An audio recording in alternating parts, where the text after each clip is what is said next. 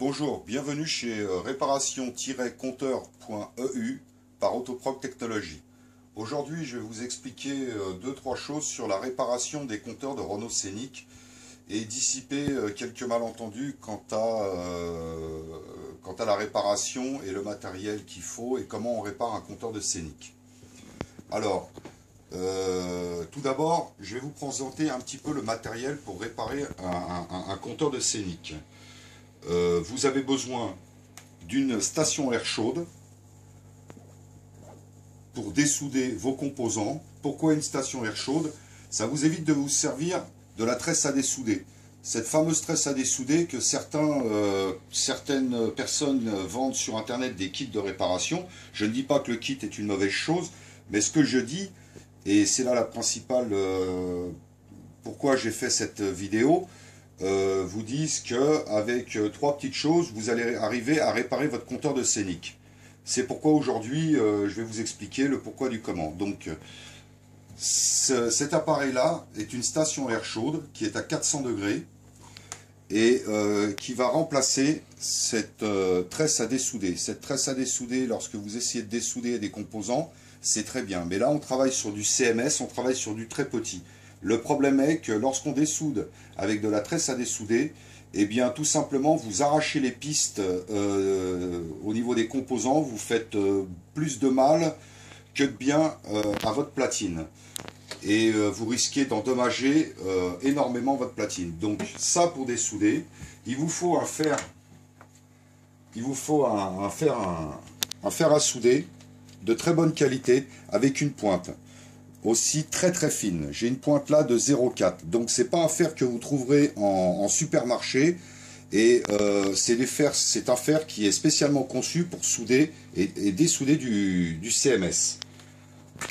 Je travaille aussi au microscope. Pourquoi le microscope? Tout simplement pour pouvoir faire en sorte que mes soudures soient de très bonne qualité et que aucune soudure se chevauche. Et puis tout simplement pour un confort de travail. Voilà. Après, vous avez cet appareil-là. Cet appareil-là est aussi un appareil pour dessouder des composants, mais nous avons remarqué qu'en utilisant ce fer à dessouder, eh bien, ce qui peut nous arriver, c'est qu'on arrive à brûler les pistes. Et ça, donc, on a abandonné ce type de fer pour arriver un petit peu à du traditionnel. Donc, on va commencer un petit peu par démonter, ouvrir un compteur de Scénic.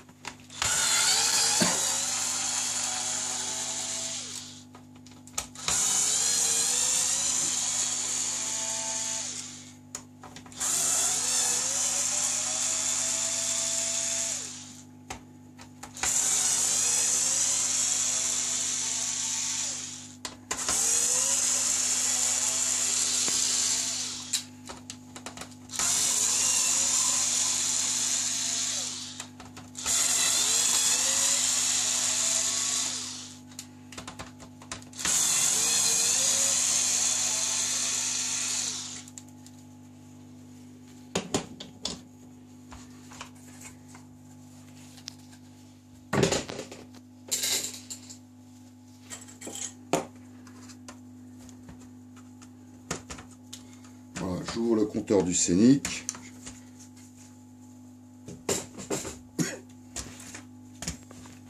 Le compteur est ouvert.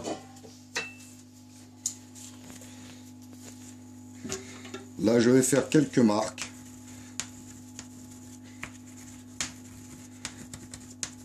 Après ça, c'est ce que j'appelle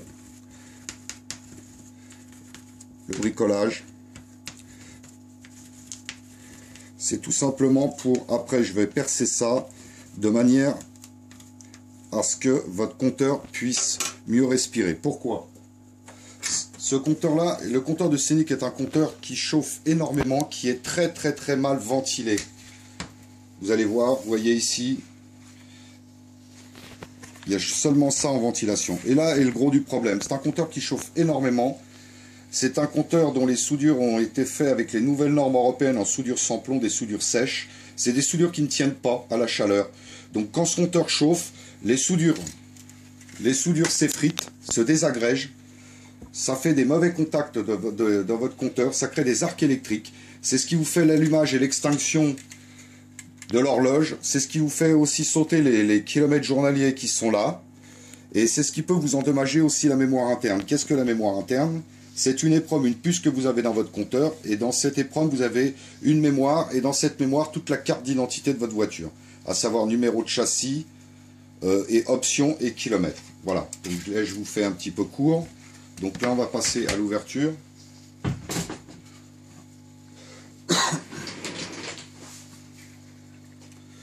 Donc là, vous voyez, il y a ça, ces 5 points dessoudés et ces 3 autres points dessoudés. C'est un compteur qui est à partir de 2004-2005. Avant, vous aurez 2 points supplémentaires qui se trouveront ici. Alors, le pourquoi du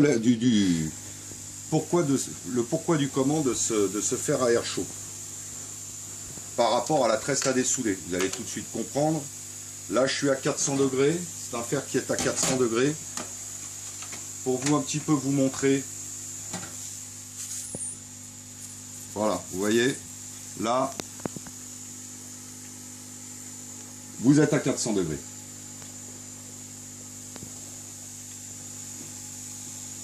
On peut allumer une cigarette, ça peut se servir de briquet.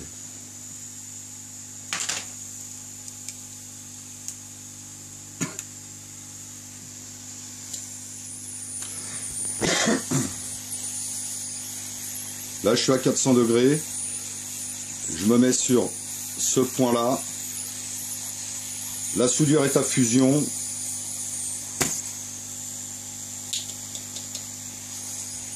Et c'est dessoudé. Essayez de le faire avec une tresse à dessouder. Vous allez voir un petit peu combien de temps vous allez mettre. Une pompe pour aspirer la soudure. Donc c'est pour ça que je vous disais qu'on fait ça un petit peu à l'ancienne. Pourquoi? Parce que vous voyez que là, ces pistes-là ne sont absolument pas abîmées.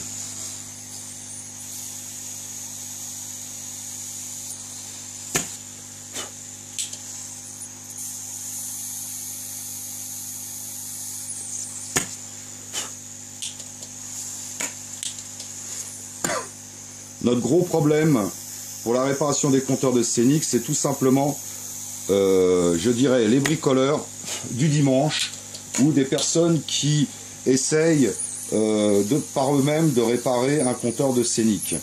Justement avec un fer de mauvaise qualité, qui n'ont pas absolument pas de matériel adéquat. Ce qui fait que, au lieu de pouvoir réparer votre compteur en 1 heure, 1h30, eh bien nous allons passer jusqu'à 3 heures pour pouvoir récupérer tout ce qui a été fait, ou j'appellerais plutôt ça le massacre.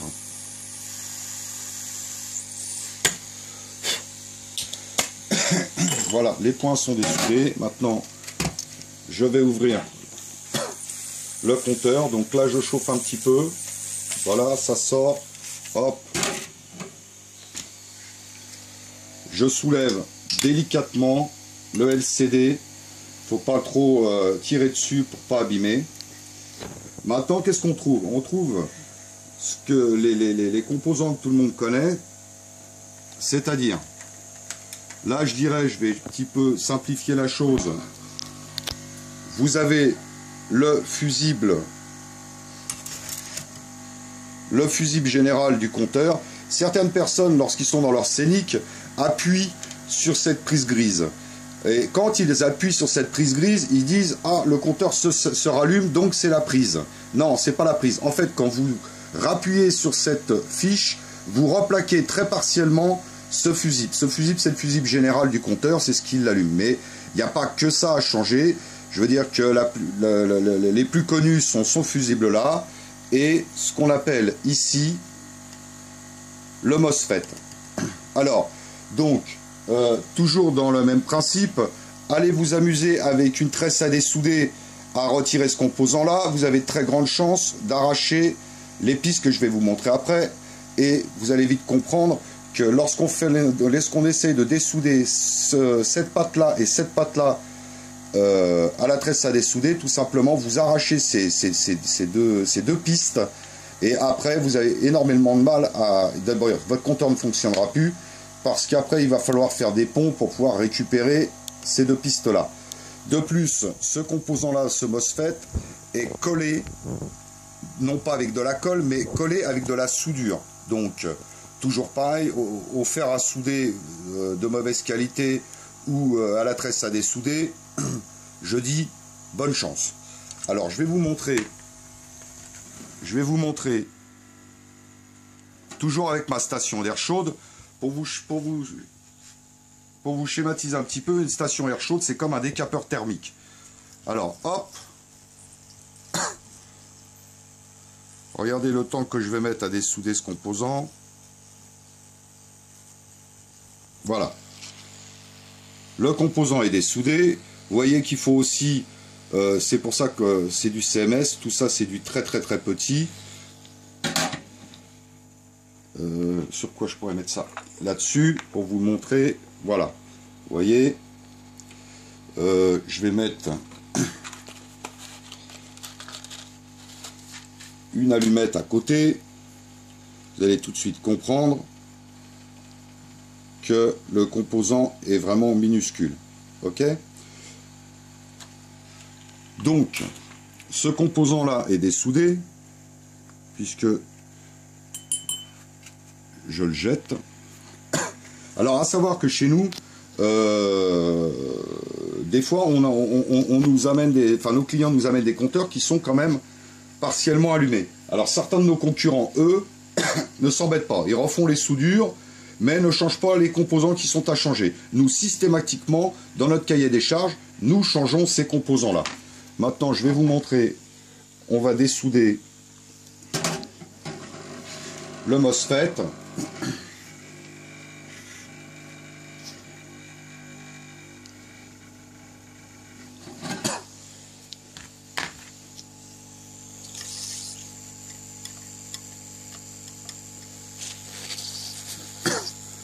Je chauffe une pâte, j'attends que la soudure se mette en fusion pour pouvoir soulever la pâte. Hop, c'est fait, on passe à la deuxième. Fusion, on lève la pâte.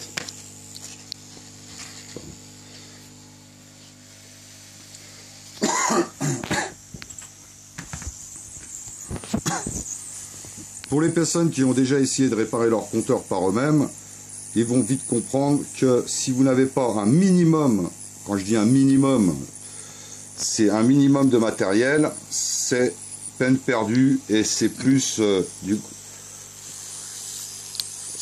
du bricolage qui va endommager votre compteur qu'autre chose. Vous voyez là, je suis à 400 degrés, je chauffe ma soudure, j'attends que ça rentre en fusion. C'est bon, tac, je retire. Hop, c'est jeté. Le fer est à 400 degrés, comme on peut voir ici.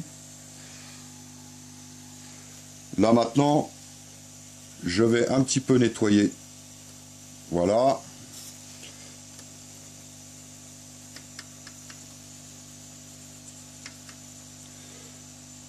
Je fais que cette soudure soit bien plate. Maintenant, je nettoie. Ici aussi. Voilà. Comme vous pouvez voir, ici et ici, les pistes ne sont absolument pas abîmées. Ça, c'est nickel. Et ça aussi, les pistes là sont nickel aussi. Donc, on peut remettre des composants, ces deux composants-là. Et quand je dis qu'on remet du composant, il faut absolument remettre du composant de très bonne qualité. Chez nous, tous nos composants, vous voyez, on reçoit ces composants-là. Par exemple, pour le MOSFET, hein, on les reçoit par 50 ou 100. Toujours du MOSFET de très bonne qualité. Des composants de très bonne qualité, jamais de composants chinois, absolument pas de composants chinois chez nous, comme beaucoup utilisent, mais sans vous le dire. Là on retrouve le petit fusible, hop, que je place ici.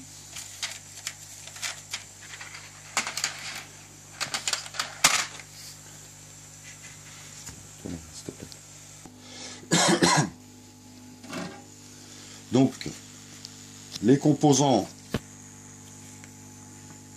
ont été dessoudés, ça a été nettoyé. Maintenant, on remet les autres. Voilà. Hop.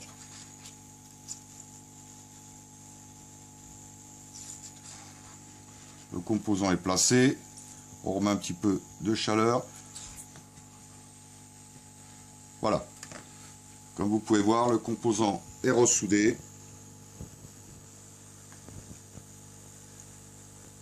Voilà. Maintenant, on va passer au MOSFET.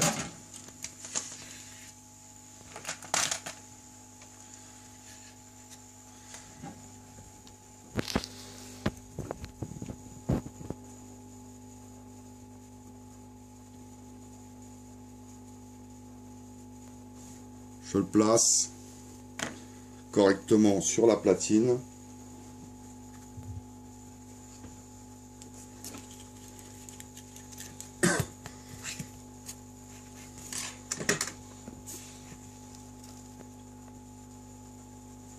Je le pointe, voilà, il est bloqué, voilà.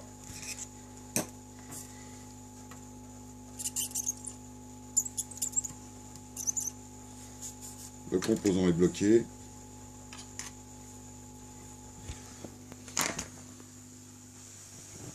Maintenant, on va le coller. Donc toujours avec mon fer à air chaud.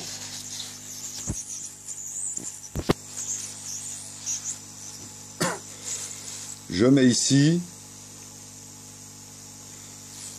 Maintenant, attendre que ça rentre en fusion. Alors, je pose toujours la même question. Comment allez-vous faire pour coller ce composant avec un simple fer à souder et de manière à ce que ce composant soit très très bien plaqué sur la platine.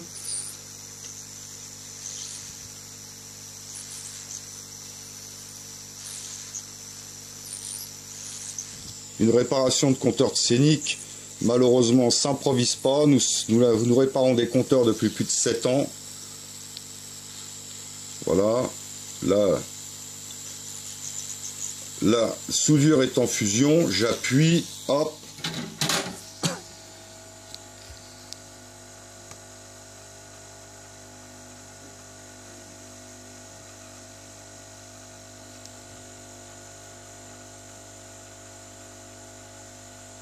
Le composant est collé, comme vous allez pouvoir le voir. Hop, vous voyez, je soulève, je peux soulever, là, ça ne bouge pas.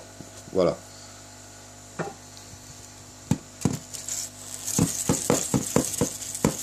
On nettoie. Voilà. Donc maintenant, je vous ai changé les deux composants principaux que tout le monde connaît. Bien sûr, il y a d'autres composants à tester et à changer en cas de panne sur ce compteur de Renault Scénic. Mais bien sûr, je ne vais pas aujourd'hui tout vous expliquer de manière à faire travailler mes concurrents. Voilà, excusez-moi, mais il y a un minimum de secret professionnel. Donc, maintenant, on va reprendre un certain nombre de soudures dans ce compteur-là. Alors, c'est pareil, un client est venu, il me dit « Ah, c'est facile, j'ai vu une vidéo sur Internet ». Il disait que comment changer les composants et il disait vous avez qu'une petite trentaine de soudures à faire et tout va bien, votre compteur refonctionne. Eh bien non, je me suis amusé ce jour-là à compter et le nombre de soudures que je faisais et je me suis arrêté à 200 soudures tout simplement parce que après j'en avais marre de compter. Voilà, donc vous avez vous avez minimum plus de 200 soudures à faire sur ce type de compteur pour le réparer. Alors toujours pareil, pour aller faire une soudure sur ce type de compteur là, eh bien dites-vous qu'il vous faut donc un fer de très très bonne qualité avec une pointe ultra fine. Donc plus d'une heure là se sont passées, donc j'ai repris toutes les soudures, J'ai changé donc ces deux composants-là, j'ai changé d'autres, testé et changé d'autres composants, repris toutes les soudures, renforcé les soudures de ça, renforcé les soudures du MOSFET et repris toutes les soudures du compteur, donc ces fameuses 200 soudures que je vous disais tout à l'heure. Donc ça c'est un travail de plus d'une heure et là comme on peut voir, vous voyez, les soudures ont été renforcées partout. Maintenant nous allons passer à ce qu'on appelle le compteur est réparé. Nous allons maintenant passer à cette fameuse mémoire interne, cette EPROM où se trouve toute la carte d'identité de votre voiture. Pour vous schématiser un petit peu, tout simplement, lorsque Renault branche la clip, c'est-à-dire son outil de diagnostic, eh bien tout simplement, il communique avec cette EPROM-là. Cette EPROM-là où sont toutes les informations de votre compteur. Donc là, nous allons dessouder cette fameuse EPROM où se trouvent toutes les informations de votre compteur. Là encore, comment ferez-vous? Parce que tout simplement, si cette mémoire est altérée ou vide, ou ce qu'on appelle en notre langage flashé, eh bien, votre compteur ne se rallumera pas. Donc vous aurez pu essayer de faire ce que vous avez à faire, ça ne va pas fonctionner. Pour vous montrer toujours, là, c'est du CMS. Je reprends mon allumette, vous voyez, c'est pas plus grand que le petit bout rouge et beaucoup plus fin. Nous allons maintenant mettre ça sur un programmateur d'EPROM qui se trouve ici.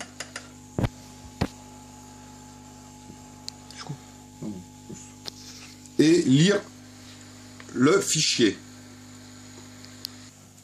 Donc on a mis cette EPROM sur le programmateur, on va la lire, voir éditer, voilà. Voilà ce que vous avez dans cette fameuse EPROM. C'est tout un programme où là on retrouve le numéro de châssis et toutes les informations. On ferme, on sauvegarde. Alors on va mettre un original, j'enregistre, je ferme. Maintenant on va passer pour vraiment la lire. Si vous n'avez pas ce programme là, vous ne pourrez jamais re-rentrer toutes les informations de votre compteur. Donc ce qu'on a lu dans cette EPROM, on retrouve le numéro de châssis, le paramétrage de l'angle, s'il a le frein de parking automatique, la boîte de vitesse, le carburant, les unités de consommation, si votre compteur a l'ESP, les surveillances pression de pneus, c'est les capteurs de pneus, l'unité de distance, régulateur de vitesse et le kilométrage. Vous voyez que ce kilométrage, ce compteur a sauté. Il est à 457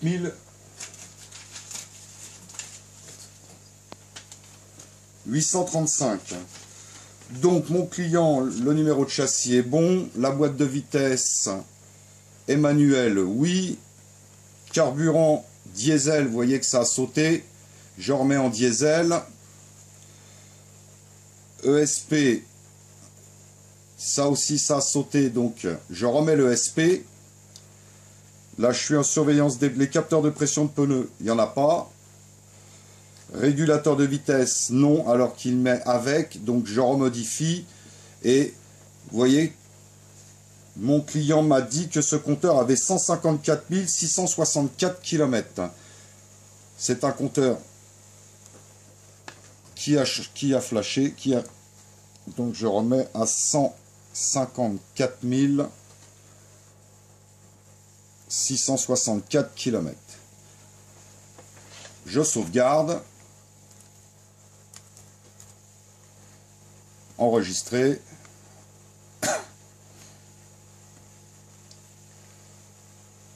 On va le remettre, les nouvelles informations dans les EPROM. Voilà, c'est parti.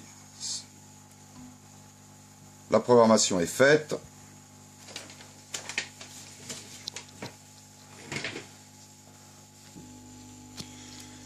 Donc, j'ai replacé, comme vous avez pu le voir, j'ai replacé les EPROM sur la platine. Maintenant, il nous suffit tout simplement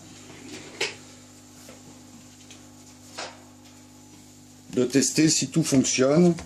Alors si vous n'avez pas pour allumer votre compteur un émulateur CAN, ceci c'est un UCH, de Scenic, et il vous faut aussi bien sûr là s'il te plaît, une station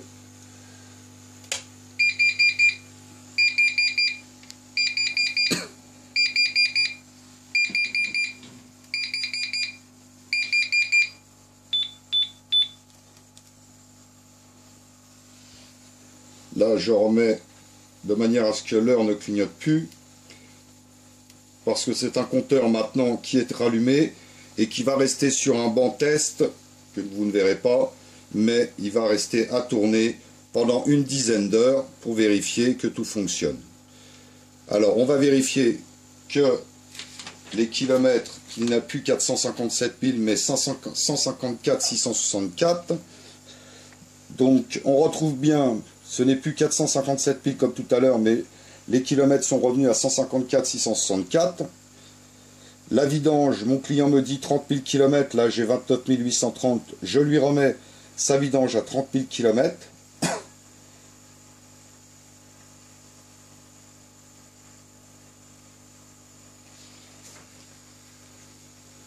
La moyenne, distance, tout est à zéro puisque c'est un compteur qui n'est pas branché à la voiture. Et à partir du moment où ça va être rebranché à la voiture et que vous allez rouler avec votre voiture, toutes les moyennes de carburant, etc.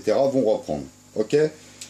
Voilà. Donc maintenant, c'est un compteur qui est réparé et qui va aller sur un banc test. Avant de le refermer, bien sûr. Maintenant, on passe à ce qu'on... Vous avez vu tout à l'heure, j'ai fait des petites ouvertures. J'avais fait des traits à crayon. Voilà, maintenant le bricolage a été fait, c'est-à-dire de manière à ce que votre compteur puisse respirer correctement et que vous n'ayez plus des problèmes de chauffe sur votre compteur. Voilà. Vous pouvez nous envoyer vos compteurs ou par la poste, en colissimo, ou bien vous pouvez venir directement à notre atelier et vous restez 1h30 avec nous, vous repartez, votre compteur fonctionne de nouveau, tout est réparé.